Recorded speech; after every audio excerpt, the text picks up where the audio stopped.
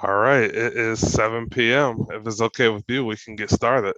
My name is Rashard Snellings. I will be your moderator tonight with the South Fulton Coalition. The mission of the coalition is to implement action programs for the continued improvement, accountability, and integrity of the City of South Fulton government and its elected officials. Our focus areas are to educate, disseminate information, and engage City of South Fulton residents, to advocate on behalf of the City of South Fulton residents, interact with our leadership to ensure community-driven inputs into decision making, and to provide financial support to causes that promote our mission and to benefit our community. With that being said, I would like to welcome you, Ms. Natasha Smith, to the District 6 Town Hall meeting. Now we have a few Natasha Williams. Sorry to interrupt, Natasha. Yeah. All right. So without any further ado, I would like to pass it on to you, Natasha. You have the floor for opening remarks. You have 10 minutes to make your opening remarks. Thank you. Well, I don't know that I will need 10 minutes, but thank you. Thank you, Rashard, and thank you to the South Fulton Coalition for giving me this opportunity to spend some time with you this evening to kind of share who I am, why I'm running, and what it is that I hope that I'm going to be able to accomplish as the next councilwoman for District 6 in the city of South Fulton. So my name is Natasha Williams, and I am running to be the councilwoman for District 6 in the city of South Fulton. I am a long-term resident of the South Fulton area. I actually grew up over in what is now District 3 in the Welcome All area. My mother actually still lives there. So we moved in 1978. I bought my house in the Woodward Estate subdivision 20 years later in 1998. And so have continually lived out here for well over 40 years now. I have been active in the community. I know that, as I've been talking to people, it's like, well, who are you and what have you done? And so to give you an idea of who I am and what I've done, I have at various times been the block captain for the neighborhood watch that we had in Woodward Estates. Up through, I think we were functional up through about the mid 2010s. Worked heavily with Fulton County DA, with Mayor Bill Edwards when he was commissioner, to help get the gang that was kind of running the Hood Mart, if you remember all the problems with the Hood Mart, get them out of the neighborhood. Prior to that, I had worked with the coalition of residents in the area that was kind of spearheaded by Kip Carr, who at the time was the president of the Homeowners Association for Woodward Estates, to help move the Kroger from Godby Road down to where it is now on Flat Shoals, when they were looking and saying that they were going to leave the corridor because, of issues and problems that they were having at the Godby Road location. And so worked very hard with my fellow neighbors to get them to come down.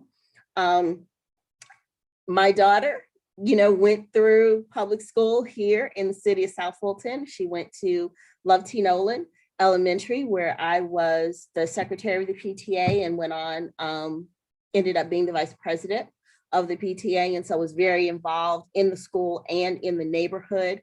Worked with Principal Lemons at the time to help her be able to secure grants, as I'm a research administrator and grants is kind of what I do. Help her to secure grants to enhance the school. So if you had a child in Love T. Nolan back in the early 2000s, you remember that they were able to get a community garden. I'd worked with her to get the grant funding to help her do that.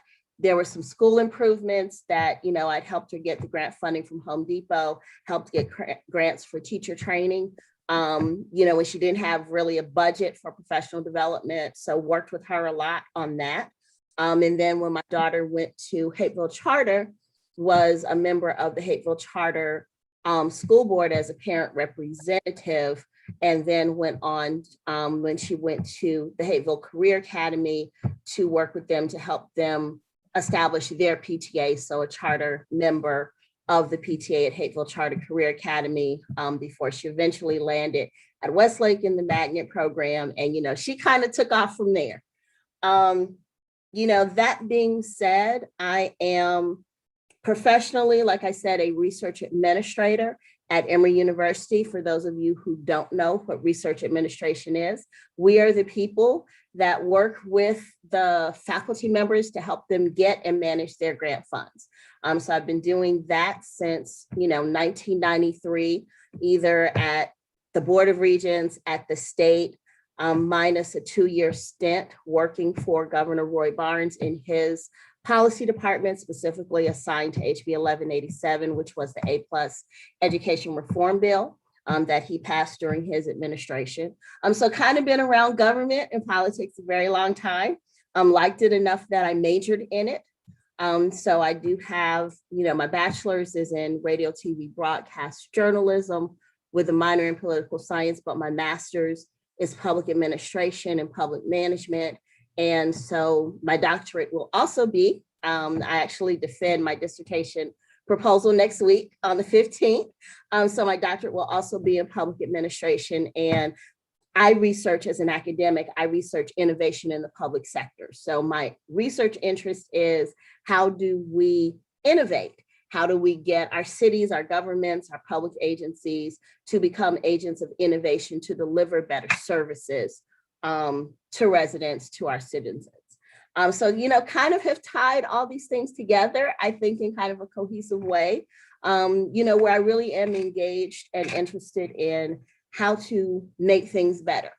And so that is the background with which I'm offering myself as a candidate for city council in the city of South Fulton, because I recognize as a long-term resident that there's been a lot of things that we've talked about wanting to do for ourselves, particularly as things that were the catalyst for us becoming our own city and wanting to be our own city, so that we could have, more control over the services that we're provided, how our money is spent, making sure that we're getting our fair share of the tax dollars that were going to Fulton County. So all of those things. And I know in particular for the district, that is the Old National Corridor, my district, District 6, there's been a lot of studies. There's been a lot of talk, there's been a lot of studies, there's been a lot of surveys, not necessarily correlating action. And so that is where I feel that now is the time, as I'm winding down other things, and now is the time to begin to work to bring those things into fruition.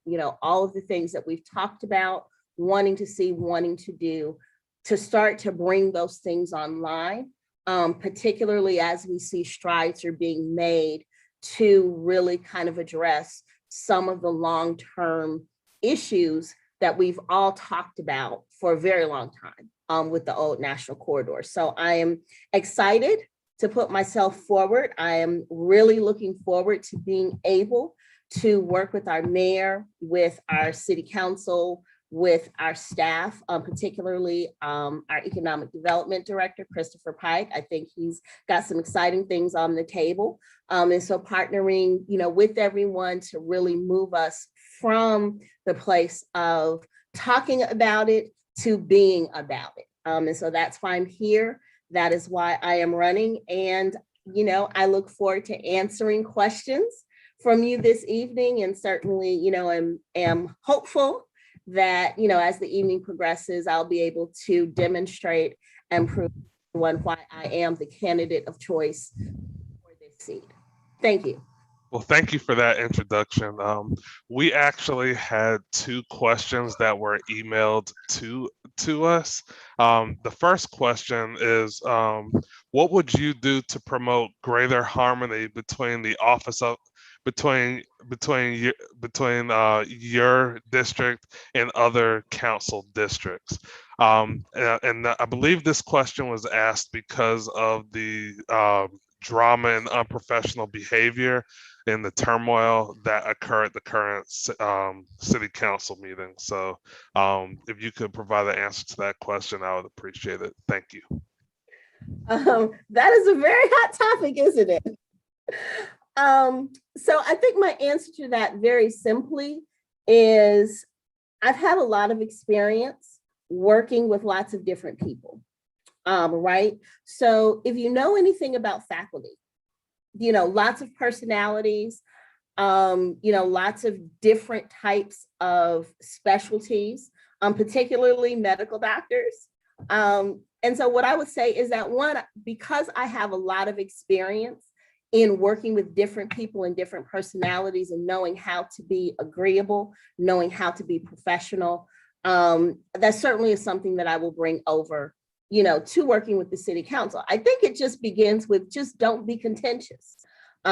Understanding that, as we say in, some of our civic organizations, that the minority has the right to be heard and the majority has the right, but the majority has the right to govern. And so that's just my very simple message is that, I understand, number one, that the city of South Fulton is a city.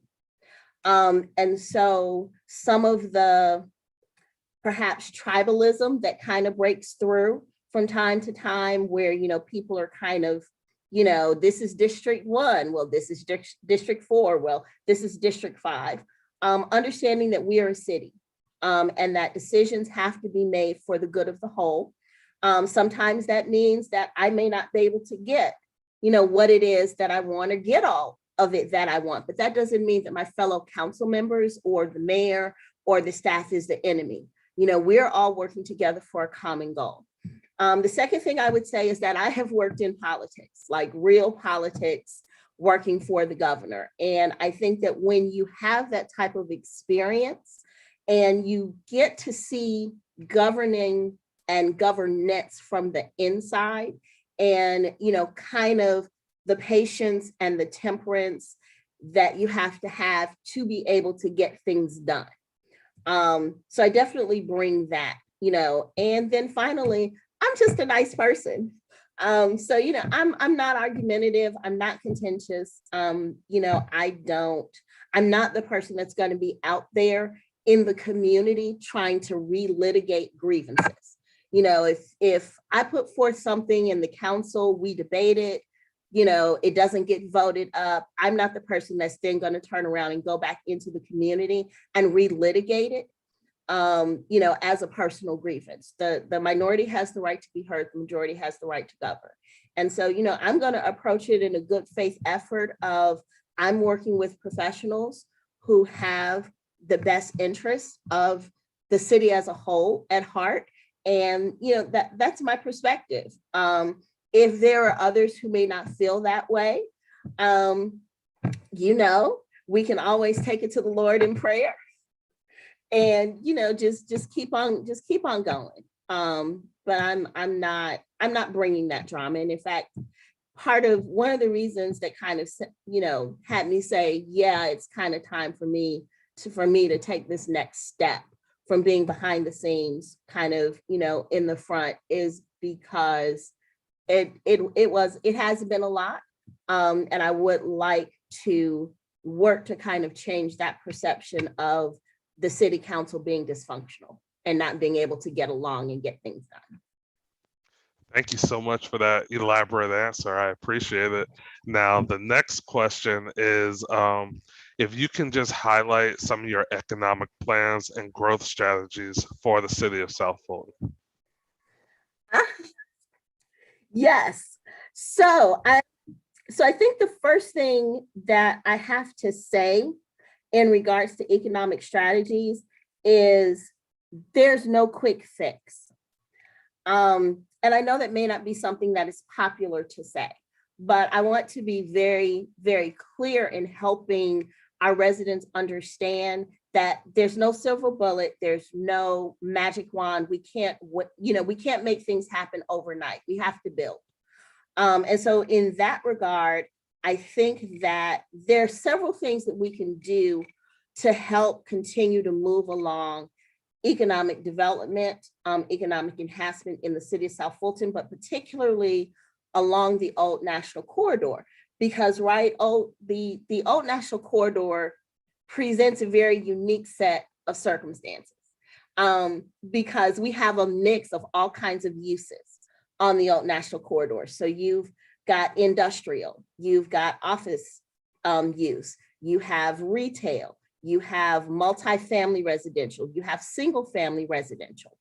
And I think that the first thing we need to do is kind of start to look at our land use as it pertains to our zoning, because some of the things that we need to do rest on, do we have the right zoning laws in place to be able to build what we want to build, right?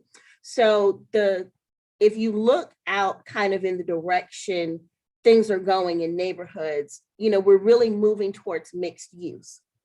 And if you look at, survey after survey, study after study has said that, when you look at the Old National Corridor, it is a great place to start to build mixed use.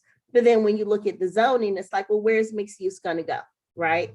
So the first thing is that we got to get a handle around our zoning. We need to break back from having so many different kinds of things and scattered all throughout the corridor.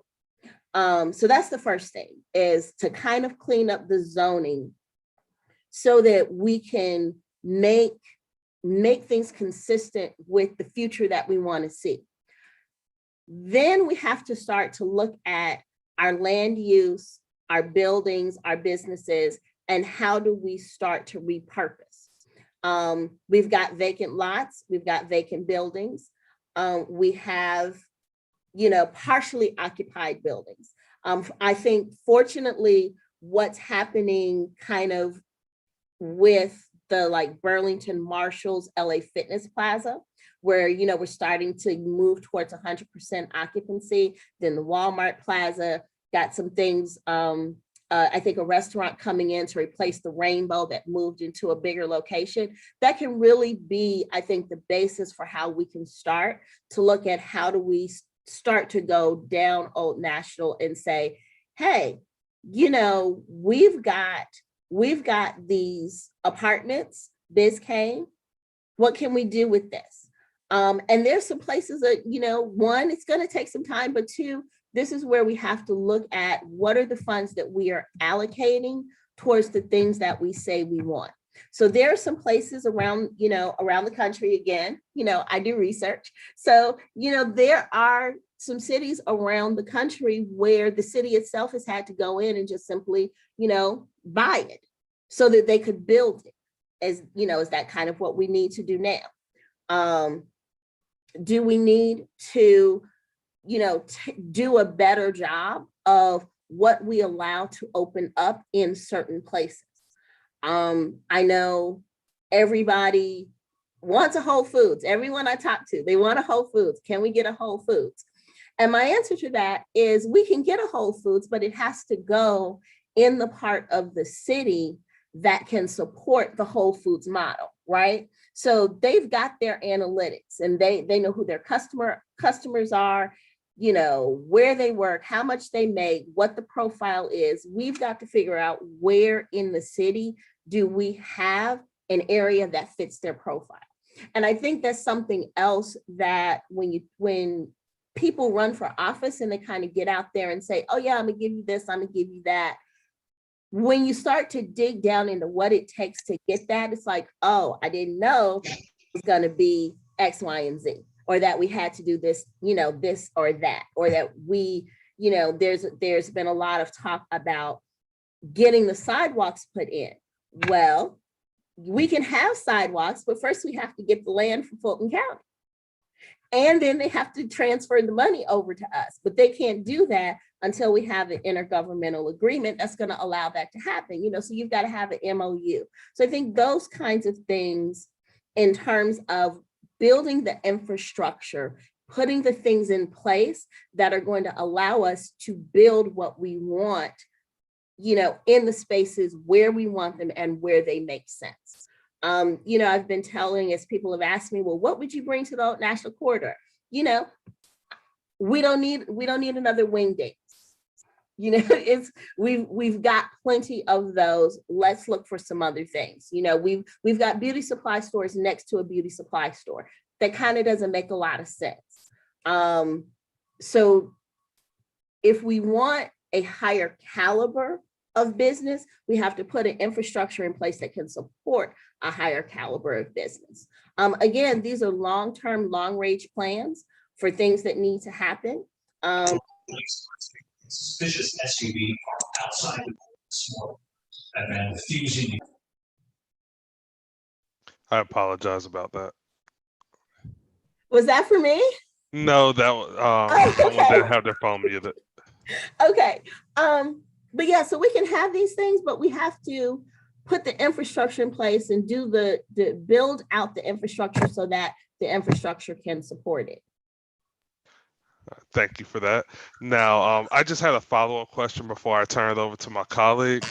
You mentioned in your response that we have to place Whole Foods in a place in an area of the city that would accommodate this model. Is there a particular area in the city that you think would best suit a Whole Foods model?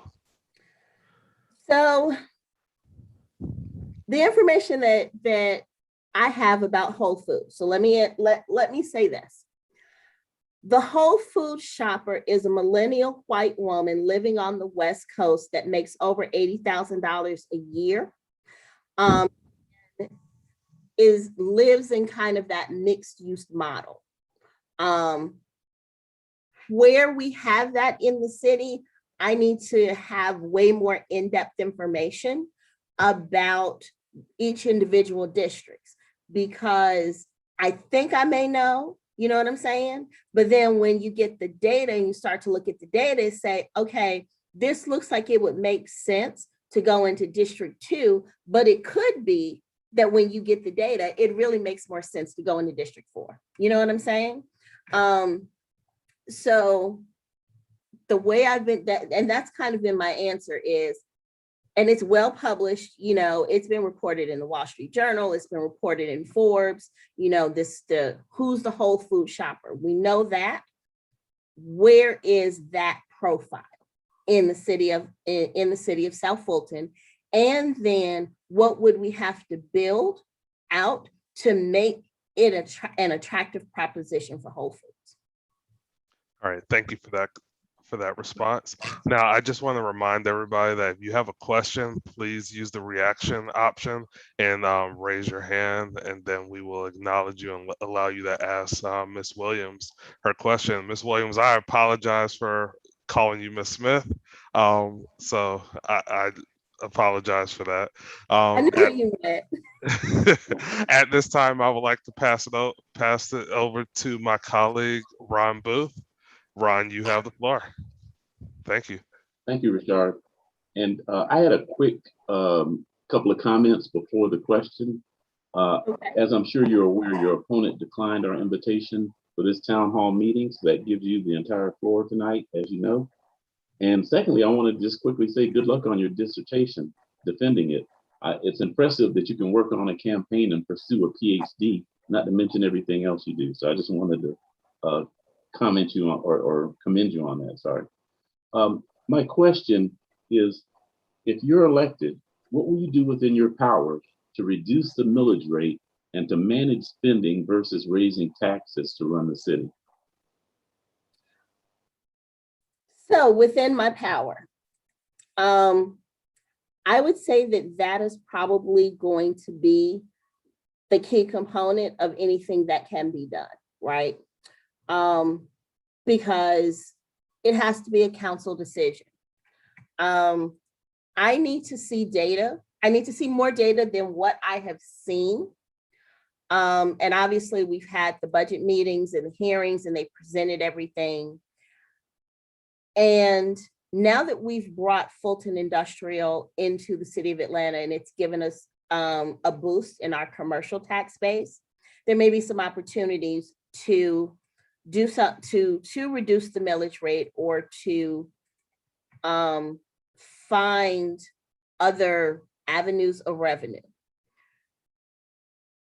And I think that this touches on one of the things that was kind of a consistent theme when we incorporated into a city is what was the true tax base, right? So if you recall, when I think this was like the third time it was on the ballot for becoming a city, and one of the consistent themes was, do we have the tax base to afford it? The reality is the city of South Fulton is about 71% home ownership, and services cost money. So we've got to bring more revenue streams that are more commercial, whether that's in retail, whether, that's annexing, the top part of Old National Highway that's in the city of College Park, bringing that in so that we can bring in more commercial revenue. Number two, I think that residents are going to probably, for the near term, have to make some hard decisions about what is it that we want. Because everybody wants Jesus in a jug for a nickel, but that's not real. So when we start to look at things, and I'll just use this as an example. I had a conversation with one of our residents earlier today, just kind of about the state of the Old National Corridor and the trash and the overflowing trash cans. And, the Dunkin' Donuts has had plywood up at their windows for months, and Kroger's had plywood up at their windows for months. And why isn't someone doing something about those things? Well, you need to have a strong code enforcement department, right? Because you need people who can go to Dunkin' Donuts and go to Kroger and say, excuse me, you can't leave your windows broken for months. You've got to do something about this. We need people to pick up trash. And we have, I think, residents, Jill Lindsay and Pamela Harvey, I think, are two of the most prominent and most vocal about organizing trash pickups. But it shouldn't be incumbent upon residents to do the job of the businesses, right? But we need people who have time to go hold the businesses accountable. Well, where do you get the people? You have to hire them. But if you don't have the budget to be able to hire them, then the things can't get done. Well, where do you get the budget to hire them? Taxes. I mean, that's what taxes go for, right? Taxes go to provide the services. So I would also, while we're talking about how do we diversify streams of income to bring in different streams of revenue, I would also challenge us as a city to really say, okay, what is it that we want and what is it that we're willing to pay for? Because if we don't want to pay the taxes with the 71% home ownership rate, so that's going to be kind of where we are right now with our revenue stream, what do we give up in not wanting to pay the taxes until we can strengthen the non-property tax parts of our revenue? And again, this is not something that's a quick fix. This is not something that is even an easy conversation to have, because when you have to tell people, look, you got to choose, pick a struggle, as the kids would say. If we want to have the things, we got to figure out how to pay for it, or we can't have the things. And I think that is probably the types of conversations, very honest and open and transparent conversations that need to be had, not just at the city council level, but also at the residents level, at the citizen level, to really understand what it takes to run a city, particularly a brand new city that's only been in existence for 3 years. Can we lower the millage rate? I'm sure that we can. Can we lower the millage rate tomorrow? Once I'm able to be in the seat and start to sit down with our city manager and our budget director, our CFO, and really start to dig down into the numbers to try to see, okay, how we're putting things together monetarily. I can't have a clear answer on what I can do outside of to be able to try to bridge the gap between where the city is financially and what it needs to operate, and how residents are understanding where the money goes. Thank you for that response. Another question about, if you're elected, what will you do within your power to ensure that the warehouse development in the city of South Fulton has ceased. Now, I hear responses from a lot of officials that warehouses are actually in Union City, but they just built 2 of them this year, less than 2 miles from where I'm sitting in my house. So I know that warehouses are being built.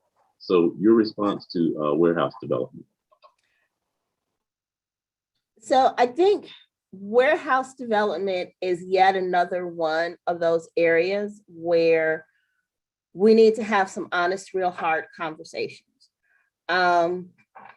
Nobody wants warehouses in their backyard. And I'm very clear with the residents on, we don't want any more warehouses in our city. At the same time, I need to know where the warehouses that were put there, and I'm going to go back to where I kind of started in saying that we've got so many different types of zoning happening at the same time. If something has been zoned industrial and warehouses have been planned to go there, then we've got to go and we got to change the zoning.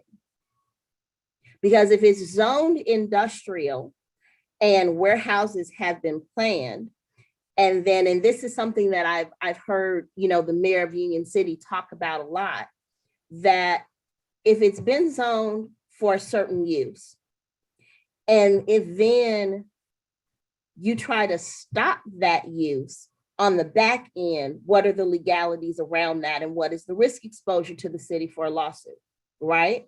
But you can change your zoning.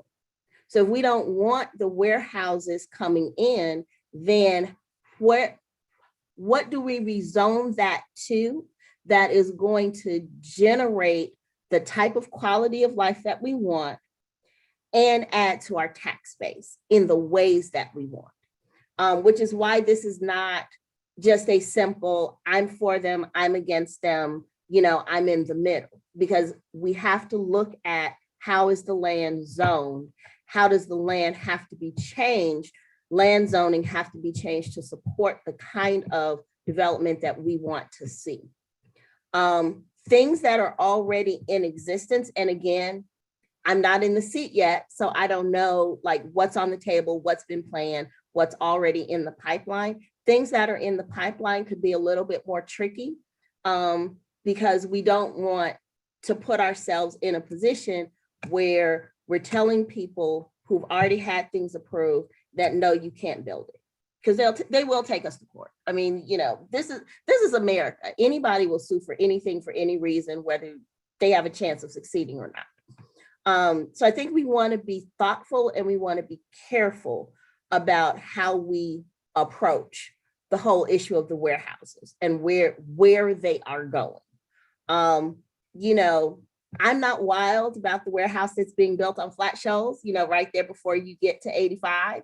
But, once the church went under, and that land got sold or annexed, whichever one happened, that's what ended up going in there. And do I wish that there was some other decisions? Yes, I do. But I'm also very mindful of what changing it could potentially, mean for, the city trying to stop things that are already in process. I think we have much more opportunity for things that haven't happened yet to make the changes versus stopping something already in motion. Did that answer your question? Yes, thank you very much. And that, as a reminder, I would just like to encourage our participants, if you have a question for Ms. Williams, please use the reactions feature and raise your hand, and we will acknowledge you so you can ask your question. Ron, back to you. Thank you. And Ms. Williams, if you're elected and you're sitting in that city council seat for District 6, what will you do within your power to ensure that your constituents are engaged and that they have input into decisions that are being made for the city of South Fulton? Oh, I'm so glad you asked this question. one of the things, and I'm very much a fan of, is I believe in regular communication. The monthly town hall meetings, the newsletters that come out each week, the action alerts, for things that are happening where we need a citizen's response, appointing people to all of these empty seats in Council District 6. So that there are different boards and committees that we can appoint residents to, and some of them, have been vacant for some time. Getting people on those. Making sure that when things are happening, I'm reaching out to my constituents proactively and not reactively. What does that look like? So that looks like there's things that are coming up that I need citizen input on. One thing we've learned from this pandemic is we can do anything virtually. We can have virtual town hall meetings. I've filled out more surveys than I can shake a stick at. Keeping people informed in terms of, there are council members that are sending out newsletters on a weekly basis with alerts about things that are happening. I've seen in other districts, I've seen council members say, hey, there's this rezoning application that's coming up in our district. I need to hear from you. And those things are going out via email. They're getting posted on websites. I don't, constant contact. I don't think people are using the telephone calling service anymore. I can't think of what it is right off the top of my head, but the old-fashioned phone tree where you used to call and get the automated message that we need you to come out. So I want to bring all those things back online so that people know what's going on. And I want to do it in a way that is factual and objective, so not trying to put a spin on anything or promote an agenda, but just to get information into people's hands and get them to tell me where would you like to see this headed? What do you want to see happen? Even if, people can't come to a council meeting to testify in person, I got an email today about writing a letter about the mortgage relief assistance program ahead of tomorrow's, Fulton County meeting. So I'm going to be doing that as soon as we finish up, so I can make sure that I get my letter in so that it can be read at the Fulton County meeting. So I think those types of things that are obvious, but that aren't being done.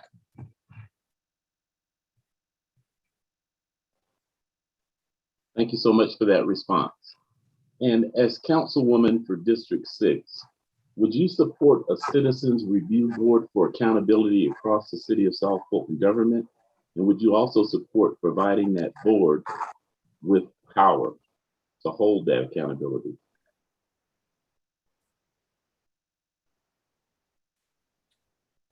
What does that mean? A citizen's accountability? So let me clarify it a little bit. Sorry, let me clarify just a little bit more. This citizens review board would be for accountability across the city of South Fulton government. For example, if there were a police incident, the citizens review board would have the power to go in, get all records associated with the incident, and give its input to the government. And that input would have power. It wouldn't just be swept under the rug or dismissed. And then another example would be if there's some sort of misappropriation of power in the city of South Fulton government. As an example, that citizens review board would look into it and see if there were any ethics violations, and they would make recommendations, and those recommendations would be made serious. Would you support a citizens review board of that nature for accountability?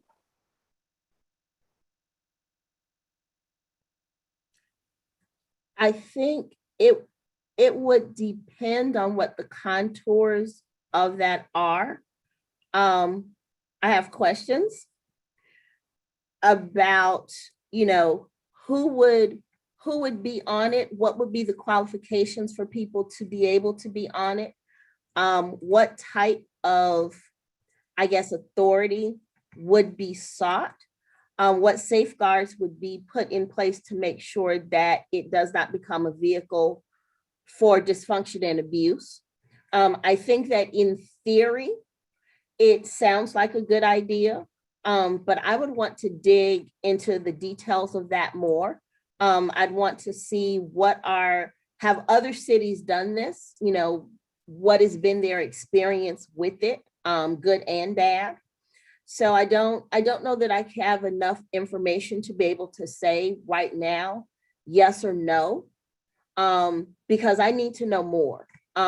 What is the impetus for wanting to have this review board? Like, what's happened to bring this up as a solution, right? So apparently there's a problem and someone's offered this as a solution, but what was the problem that kind of got this board idea rolling?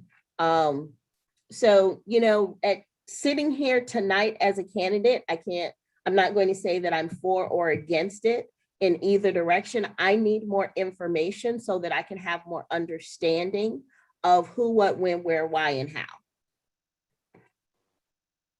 Thank you. And I understand and appreciate that answer.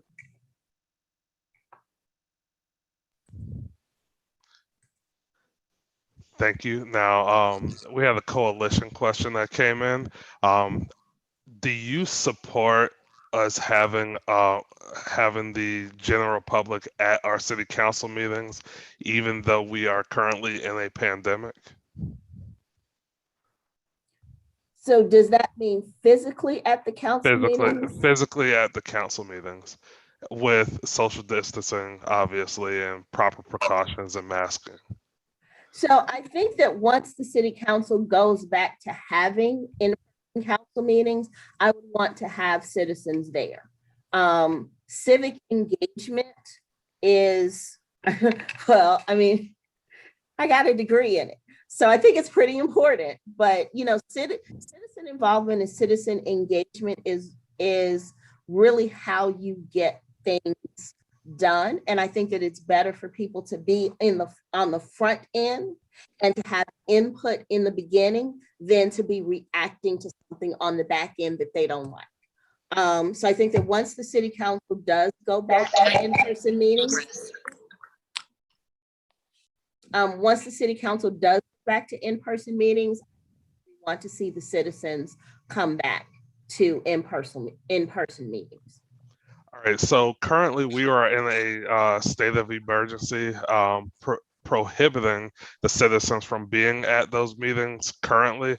Should that state of emergency be amended so that they could attend, for example, the next city council meeting, if you were to have the seat? So I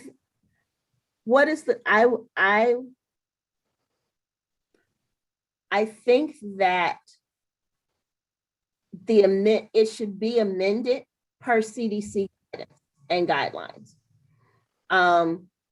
The Delta variant that's flying around, and if I put on my work hat for a moment, the Delta variant that is going around, and as you know, several of the vaccines, including the new pill that was just approved, were developed at Emory University. So I'm very sensitive to the risks that are, entailed with getting people in large groups. If the CDC guidance calls for it, then yes, we should amend it. However, I cannot in good conscience support amending the emergency declaration in the absence of the CDC saying that, it's time to do that. Just because, working in, the School of Public Health, I'm just very aware and sensitive to the hard work that's being done to keep everybody safe. So if the CDC says, yes, let's go back, then let's go back. But in the absence of that, I could not in good conscience go against the recommendations of the CDC. All right, thank you for that. And I have one more coalition question. Um, House Bill, House Bill, I'm sorry, I'm drawing a blank here. There were two recent House bills that were passed that impact the powers of the mayor. Would you support those House bills? I personally, I did not have a problem with the House bills. Again, I'm going to go back to the fact that government is kind of what I do and what I study. So I think that this is a place where residents understanding how we got to be a city is key, right? So the original bill that was introduced for us to become a city, and I'm gonna take you back to Schoolhouse Rock of how a bill becomes a law. So the original bill, as it went through the political process, got amended. So things that were there were taken out, things that weren't there were put in.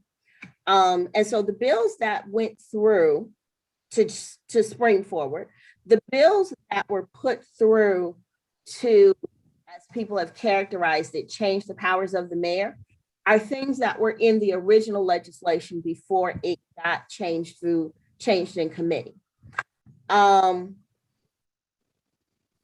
I didn't have a problem with it because I understood what the original intent of the original legislation was and what the city was supposed to look like before it started going through the committee process. And so there were a number of things about powers of the mayor, the city manager, the council.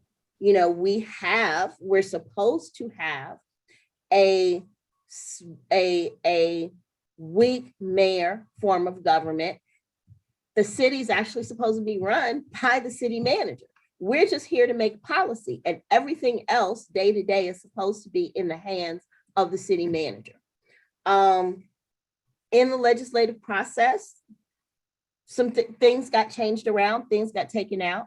And, as was expressed by the South Fulton delegation in the town hall meetings that they had, which I attended. And Pamela Harris, I do see your question. And if we can have that conversation offline so that I'm not prolonging the time, it's 7:47, so I want to be sensitive to people. And if we can have that conversation offline where I have time to kind of walk you through what the changes were to the bill as it went through the legislative process, I would appreciate you affording me that courtesy. But I do see your question and I do want to answer you. Anyway, as we kind of went through the process, things got changed. The South Fulton delegation in the House and the Senate was very clear all along that as subsequent legislative sessions kind of went through, that they were going to be going in and cleaning things up and trying to put things back that had been taken out. I don't know if that got translated to citizens well. I think that, people we had a bill, we had a city, now, all of a sudden it's a power grab, people want to change it. Well, when it's really just kind of going back slowly, bill by bill, to try to put things back in as they can get passed through the legislature that were there to begin with. But again, I didn't have a problem with it because, to be quite frank, I'm not personally invested in who has power to do what. Is the city being well run? The mayor's got power, the city council's got power, the city manager's got power. At the end of the day, is the city being well run?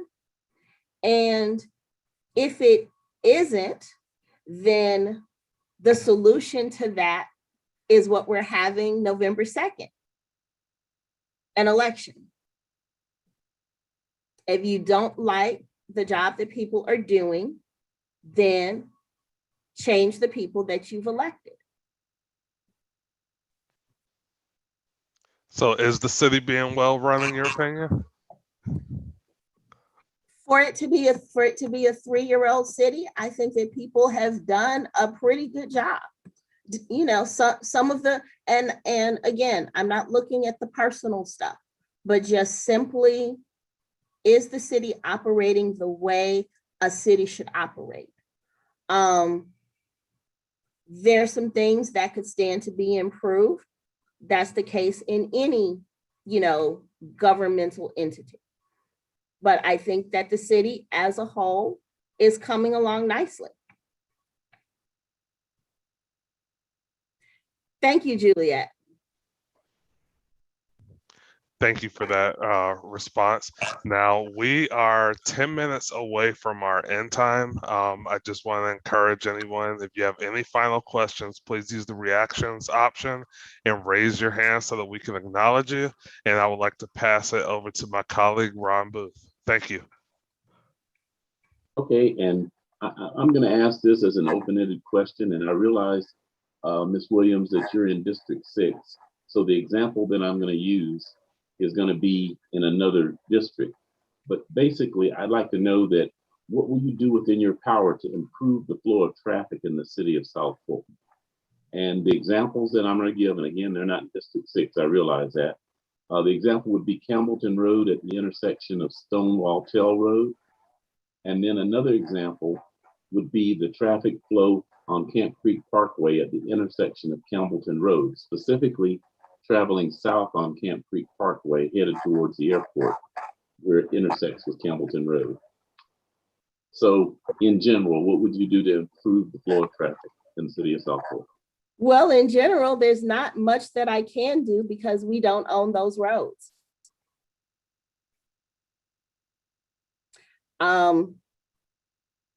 Can we advocate with the Georgia DOT for things that we see that need to be improved? Absolutely. But what can I do, or what can anybody in the city do? There's not much that can be done with roads that are owned by the state. So we have to go to the Georgia DOT. Do we need traffic calming? Probably. Can we do it? Not on a state-owned road. I understand, and I appreciate that.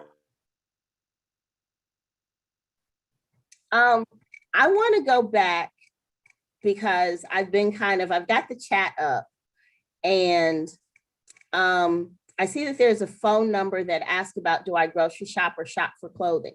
I do. I go to the grocery store. When I go to the grocery store, fortunately, because I work from home, I'm able to go early in the morning. I try, to get it done before my workday starts. I always wear my mask. Currently I am in Providence, Rhode Island, so I have my face mask, and I got on Delta flight 2129 with my face shield. I make sure that I follow CDC guidelines when it comes to these issues. But you also have to keep in mind that we have a governor who threw the state of Georgia wide open, regardless of what the CDC says. So as a state, we are not following the CDC guidelines because we have a government and we have state government officials who do not believe that the CDC guidelines should be followed, who don't believe that people should be mandated to wear a mask because it's personal choice and personal right. And yes, I would like to see the same guidelines as restaurants or other public places. I recently went to New York for the weekend. And if you want to go eat in New York, you have to wear your mask and you have to show your vaccination card, which I have on me for just such an occasion in case someone wants to see it. So I think that, again, this is a space and a place where if we're not happy with the decisions that are being made under the Gold Dome, the election is next November. Change the people that are under the Gold Dome. My personal choice is, do I shop for clothes? I shop for clothes. I shop for clothes online. I have them sent to my house. At the height of the pandemic, I placed my grocery orders and had them delivered. When Amazon bought out Whole Foods, and you make a $35 purchase and your groceries will be delivered for you. So there was months I had my groceries delivered. I had everything that I needed in my house brought to my doorstep and left on my doorstep in a box. But everyone's not where I am. And until such time as we have state government officials that are willing to follow the science, we're going to have to, I think, each one of us come to a conclusion about what we feel will keep us safe. Again, I'm an advocate for following the CDC guidelines. Dr. Fauci, the NIH is one of the biggest funders. It is the biggest funder of biomedical research. Emory University just cracked, over $100 million in biomedical research funding, for these types of things. So know that the science, is saying that we need to continue to be vigilant and to be careful about how we move about. The CDC is saying that we need to be careful about how we move about. And I fully, am on board with that. And yes, I am, I got to my hotel room. I picked me up some food and I've been in this room since 2:00. And I won't go back out of it until with my mask and my face shield. Thank you for that. Now, I would like to provide you a few minutes, about 4 minutes, to provide your closing remarks as we wrap up this session. That you have the floor. Thank you. Well, so again, I want to thank you for, this opportunity to have this hour, to share with you, kind of who I am and, what I think about certain things. I know that, this is going to be in YouTube and people will probably go out and try to, pull sound bites and pick things apart for their own purposes. But I would hope that everyone who's tuned in this evening, everybody who will watch this on YouTube will kind of take away from this that I'm not a soundbite person. I'm not an empty promises propaganda type of person. I've been told that I'm long-winded, but when you're an academic, that's just kind of how things roll. Both my parents were teachers, so that academics is kind of in my blood. But I would hope that people will reach out to me. Pamela Harris, again, I invite you to get in contact with me. My phone number and my email are publicly available because I'd love to sit down with you and, actually kind of walk you through how the legislation unrolled and hopefully foster some understanding. As I said in the beginning, I'm not going to try to pretend that I have the magic bullet that's going to make it all better. I'm going to work to make it better. I'm going to work to be honest. I'm going to work to be open. I'm going to work to be transparent. I'm going to work to tell you what is really going on and what the facts are, and not try to steer everyone to a conclusion that I want them to come to. But, here's the facts, just the facts, ma'am, just the facts. Again, I've been out here in South Fulton since 1978. So, I'm not a Johnny come lately. I didn't just buy my house, to build a dream house a few years ago. I didn't just move in recently, but have actually been out here actually doing the work behind the scenes in, the community, trying to make things better. I think that I've had some successes. Kroger is still on Old National Highway. We got that hood mark off Old National Highway. And so those are the kinds of things that the lasting results that are hard work but I'm willing to do that hard work, and I don't shy away from hard work. And as you know, as I said in the beginning, my name is Natasha Williams. I am running for District 6 in the city of South Fulton, and I am excited to be your next councilwoman to represent District 6. I'm excited to get on to the city council and, roll up my sleeves and get to work. And I am putting my phone number in the chat, and I am putting my email address in the chat so that you can reach out to me. So the phone number and the email are there. And again, if you like me, if you like what you heard, if you want to join the team, then please visit my website. .com. I'll put that in the chat as well. Please visit my website, sign up to volunteer. Donations are always welcome. I'm not going to turn down any cash if anybody would like to, contribute to the cause to help me win this seat. I'm not going to make you empty promises. The only thing I'm going to promise is that you will always be able to count on me to be open, to be honest, to be transparent, and to get up every morning to give the best of my service to the city of South Fulton and to District 6. Thank you. Thank you for your time. And that concludes tonight's town hall with Natasha Williams. On Thursday, we will be featuring Jewel Williams. She's a candidate for mayor of the city of South Fulton. Thank you, everybody, and have a good night. Thank you. Thank you.